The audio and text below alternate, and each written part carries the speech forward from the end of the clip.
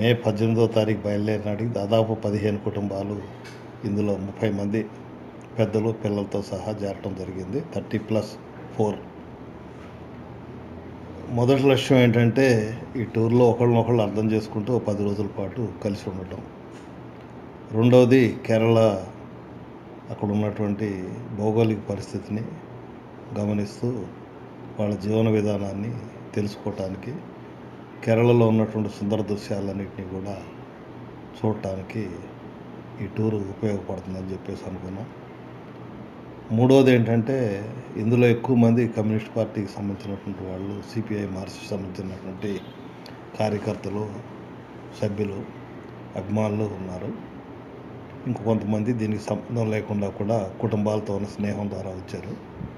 అందుకని కేరళలో ఈ 75 సంవత్సరాల స్వతంత్రం తర్వాత ఏర్పడ్డ పరిస్థితుల్లో దాదాపు సగం కాలం పాటు కమ్యూనిస్టులు కూడా కేరళలో పరిపాలన చేశారు.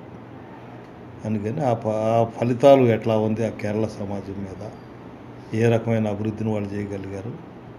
అభివృద్ధి అంటే మానవాభివృద్ధి సూచికలో వాళ్ళు దాదాపు 5 స్థానాలు వాళ్ళు ప్రథమ స్థానం సంపాదించుకున్నటువంటి కేరళని మరింతగా అధ్యయనం చేయడానికి అవకాశం దొరుకుతుందనే రకంగా ఈ టూర్ని కొనసాగించడం అయింది. కేరళ టూర్స్ అండ్ హాలిడేస్ వాళ్ళు ఈ టూర్ని ఇనిటర్నరీని ఏర్పాటు చేశారు. చక్కగా 2 వెహికల్స్, 2 డ్రైవర్స్తోను ప్రోగ్రామ్ అంతా కూడా చాలా చక్కగా మంచి హోటల్స్లోను అన్ని రకాల వసతులతో జరిగింది. ఇందులో పాల్గొన్న అందరూ కూడా అరమరికలు లేకుండా ఒకరికొకరు సహకరించుకుంటూ ఏ రకమైన ఆరోగ్య సమస్యలు లేకుండా తిరిగి అందరూ ఇళ్ళకి చేరుకున్నాం. ఇది సంతోషదాయకమైనటువంటి.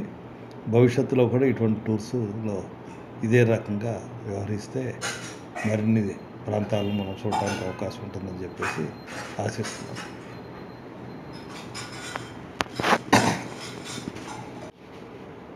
నేను 4-5 సార్లు కేరళ వెళ్ళినా కూడా ఈసారి ఈ బ్యాచ్తో వెళ్ళటం అనేది చాలా ఆనందంగా, చాలా హ్యాపీగా ఫీల్ అయ్యాను.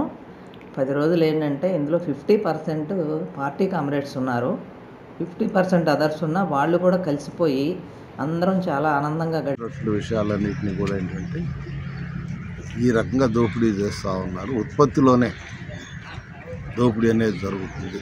జనరల్ కన్సెప్షన్ ఏంటంటే అమ్ముకుంటున్నప్పుడు లాభాలు రావడం ద్వారా చేస్తుంటారు అనేటువంటిది ఉంది. కానీ ఉత్పత్తిలోనే దోపిడీ చేస్తారు.